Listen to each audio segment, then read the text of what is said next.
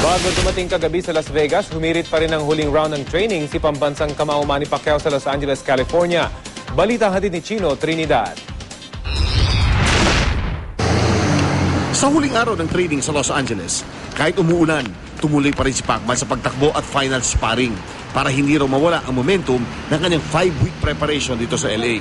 Matapos ang isang maigli pero mabilis na takbo, agad bumalik si Pacman sa kanyang apartment para naman sa abdominal exercises. Relax lang habang nakapaligid ang mga kaibigan. Pati na ang unang salta sa Amerika na alagang boxing trainer ni Manny na si Pido. Because when he start training in the Philippines, I'm massaging him, stitching him, relaxing his body before start training. Sabi lang okay, that's why. Kahit nagkakatuwaan, balik sa ensayong A-Division World Champion. Ayon sa deputy trainer ng Team Pacquiao, nagawa na ang lahat upang mabuo ng maayos ang halos 2 buwan ng paghahanda.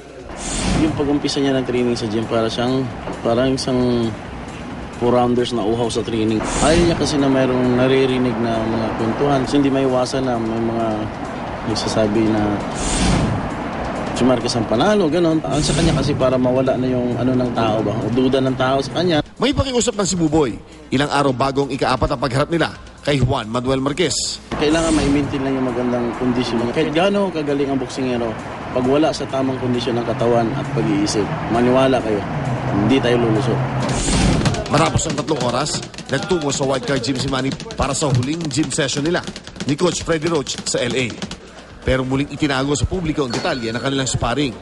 Pinagbigyan na lang ang lahat na mapanood ang final touches ni Manny at Coach Freddie sa mga kombinasyon at anggulo.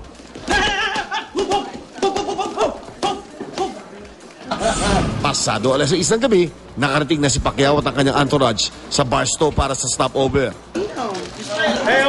Nagkaroon pa nga ng pagkakataon ng kanyang suki na papirmahan ng kanyang Team Pacquiao jacket. At habang hindi magkanda tuto ang mga kasama niya sa pagkuha ng mga makakain para sa 2 pang oras na biyahe, kumuha lang ng 5 pakete ng bubble gum ang pambansang kamao na tila pa excited makarating muli ng Las Vegas. Ganap ng alas 8 na makarating ng Las Vegas si Pacman. Pinagbigyan pa ang ilang miyembro ng media na tiniis ang lamig upang magkaroon ng kahit panandaliang panayam sa Fighter of the Decade. Chino Trinidad, GMA News.